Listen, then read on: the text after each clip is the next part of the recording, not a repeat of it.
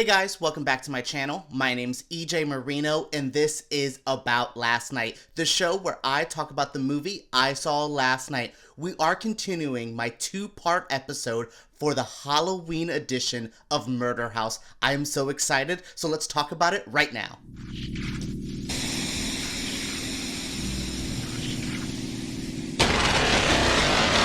Part 2 of this Halloween episode for Murder House. I don't know how I exactly feel about the episode. I think it was okay, but comparing it to both, I just feel like we could have trimmed the fat from both episodes and just made this one whole solid, good, decent hour episode. Because I felt this whole time, I'm like, well, this is okay, but this is dragging. You know, there's a lot of that Larry, Hayden, and Ben drama that I'm like, I guess this is needed, but I'm not as invested as I should be. Where there's stuff where, like, I will say the Hayden and Vivian drama, I was here for. I loved all of that, and we are going to talk about that. But, like, overall, my feelings of this two-part episode is I really feel like it could have been one great episode instead of two good episodes. But that's just neither here or there. We're going to talk about the episode and jump right into the beginning, where Violet is left alone on Halloween night. She's dealing with Larry at the door. There's Rubber Man behind her.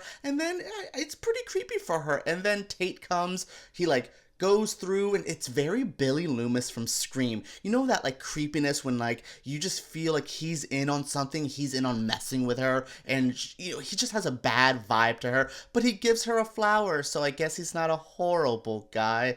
Oh, I hate this relationship so much. I love both actors. I love both characters in their own way. But together, I just think it's so toxic. I'm not a big fan of it. But like I think it was a good way of starting the episode. You kind of get the feeling that he is going to be able to protect her. You know, he may not be the best guy, but he does seem to care about Violet in his own weird, twisted way. Not saying I think Tate is a good person. We'll talk about that in a little bit. But I think it was interesting to see that even though he is creepy, there is something deep down inside of him that does care about Violet, and that's okay for me. And then we jump right into where the last episode ended off, with Hayden returning from the dead, like, surprise bitch, I bet you thought you've seen the last of me. Ben is, like, freaked out by this, doesn't know how to explain it, and basically just shuts the door on her, which she later on is like, Ben, that wasn't nice. You're shutting the door on, like, your baby's mother. Oh, I love it. I used to not like Kate Mara. I still am not a big fan, but in this episode, I was just like, oh, she's giving me the best crazy bitch I needed. So after, like, Ben shuts the door, everyone tries to calm down. Vivian goes to take a bath where she tells Ben, I want him out. And he's like, no, I'm not leaving you. Ben, you should have left, boo. Like, you should have been like, you know what? You stay in Murder House. I'm getting an apartment down the street and not have to deal with Ghost.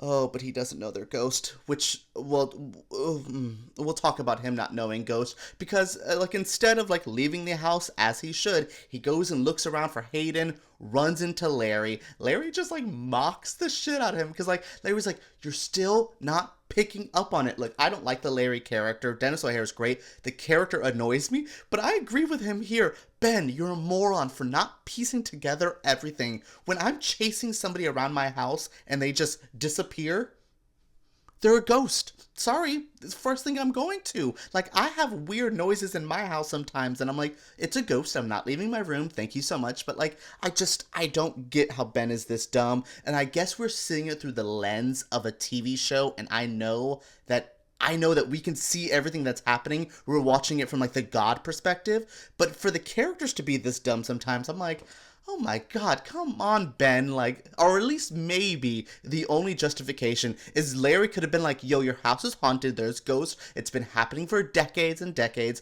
but no, he still continues to mess with him, so I guess I can't blame too much to Ben when he's just being dumb. God, I hate Ben. A good chunk of this episode is dedicated to Tate, and what a wild story this kid turns out to have. First off, we start off at the beach with Tate and Violet. They're making out. Things are getting a little hot and heavy, but, like, he doesn't want to hook up with her. He's blaming the medicine that he's on from the doctor. I don't know. I don't know, because I believe he was Rubber Man, so I don't know how he's not working down there unless he just doesn't want Satan, baby. I don't know. But yeah, things feel off for Violet because she's just like, but I wanted to do this. I wanted to get down. Tate doesn't want to hook up. He's seeming a little distant. And I think uh, this really does start to explain that I don't know if he is 100% aware of what he's done, who he is, what he is. I don't know. I don't remember it. We'll probably find out within the next couple episodes.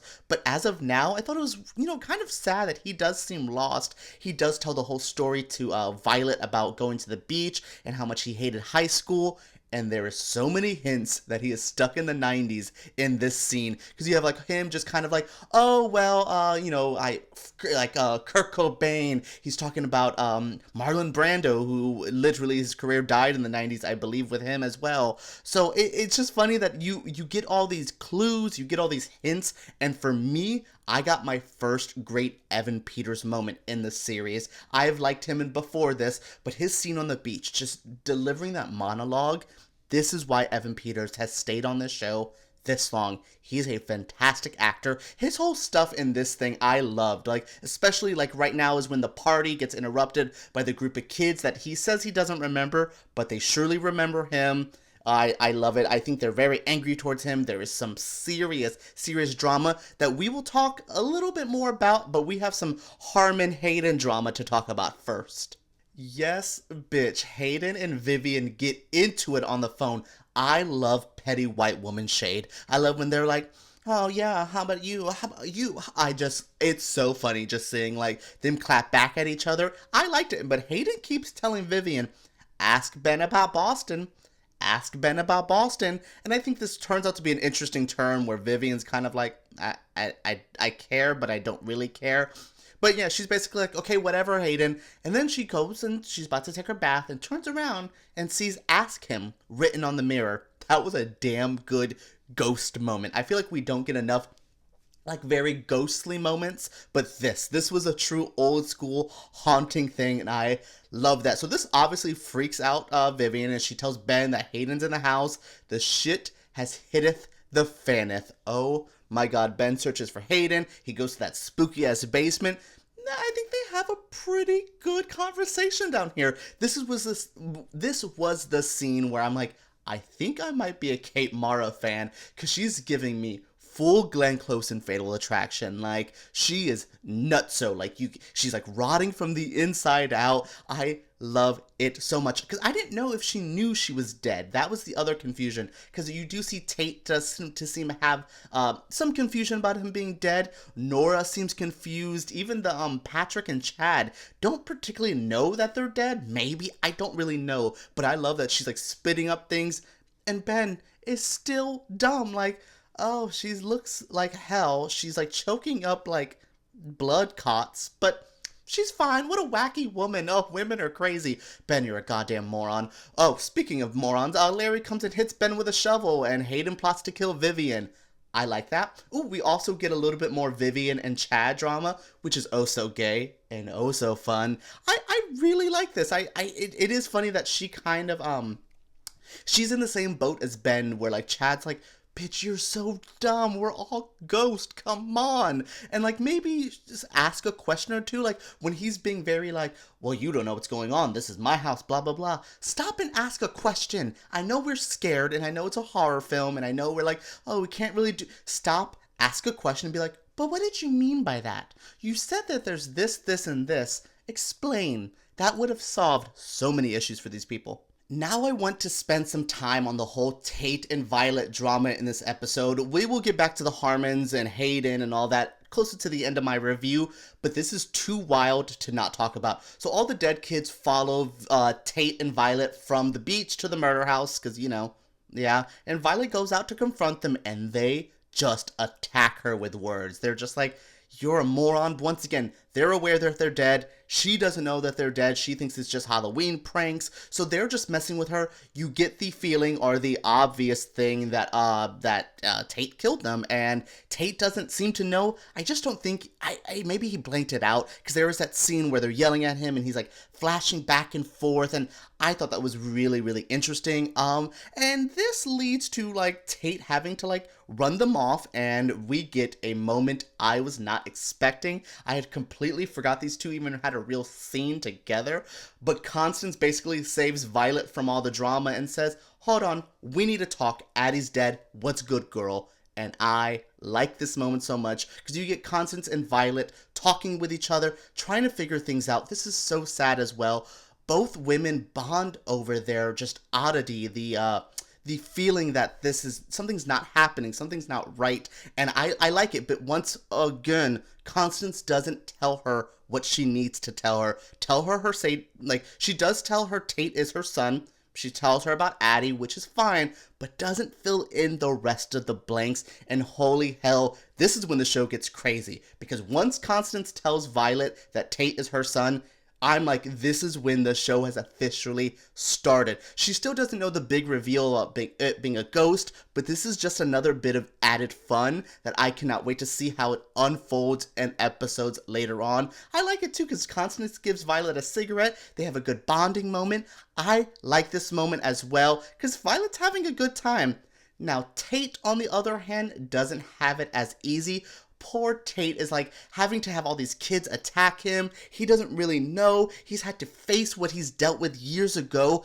I like this moment again. This was the episode that I figured out I love Tate as a character. Still don't think he's a good person, but I also love Evan Peters as an actor. What a great stuff from here. I love that, like, basically, you know, I feel bad for him. I don't feel bad for him later on. We'll talk about this in other episodes, but in this moment, in this episode, I felt bad for Tate. I just think that he doesn't know what he did, and I want to help him. I can understand why Violet does like this lost puppy dog of a boy, because it seems to be a girl problem where some of us want to just save those lost puppy. We have to make things better. We want to mother them.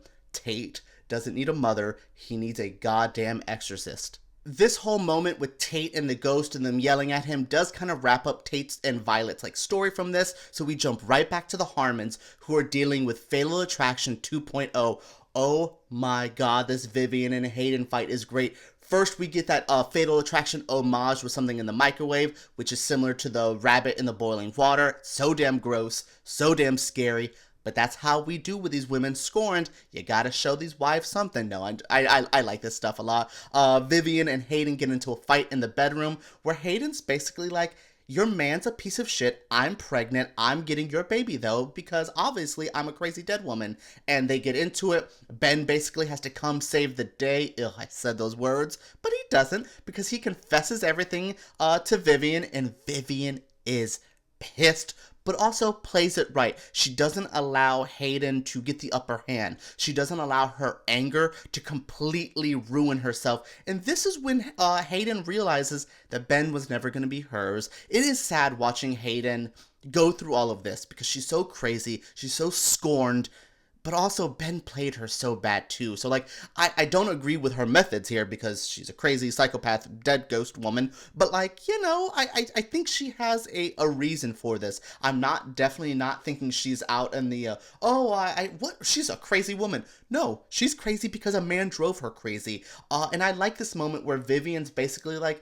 Ben, you're disgusting, but I'm gonna acknowledge this. Say, you're a cheating whore. Now get away. And that's when, Morris Chestnut, he's so beautiful. He comes back and basically arrests Hayden.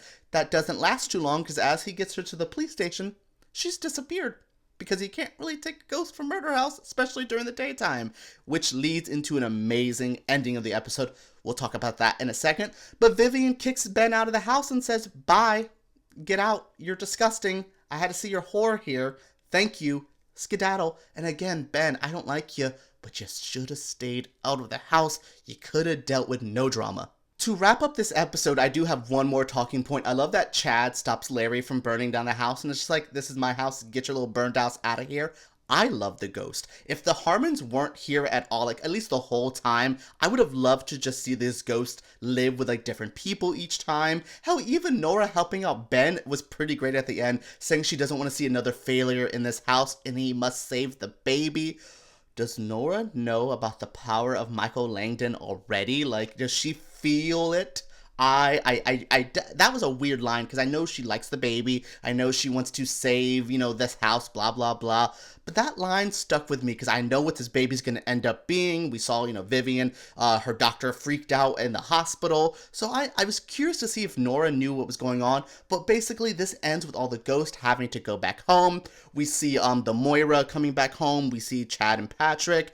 I loved this whole ending because it was kind of sad. They had their last little bit of freedom, but you see some of them belong in Murder House forever. You see some of them are kind of happy to get back. I think Tate is happy to be in the house. I think Moira, as much as she hates being in there, I think she did what she needed to do in the real world, and she was done with that. You have Nora, who didn't really do much going out. I would have liked to see where Nora would have went if she would have went out. Maybe go to like a little like speakeasy or something like that. Have a good time, have a good dance. Oh, what a sad story, all these ghosts. But yeah, I really like all the ending of this. I like this episode. Is it one of my favorites ever? No, I think it is one of the better Halloween episodes for American Horror Story. But in this season, I think there's been stronger episodes so far. That is it for my review of this 2-part Halloween Murder House special. What a really great fun time. I'm so happy to be talking about American Horror Story with you guys again. Slowly waiting for this new season. I do also want to announce now, I have a video coming up next week since I'm only going to do one horror story because no more 2-parters. I'm going to be doing another one next week where I rank my favorite villains from American Horror Story history. You are not going to want to miss that. So check out this video. Give me a thumbs up. Subscribe because you will not want to miss that ranking video. That's going to be very fun. Comment down below what you thought of this review, what you thought of this episode of Horror Story. Cannot wait to talk about with you guys. Thank you so much and tune in for more American Horror Story reviews.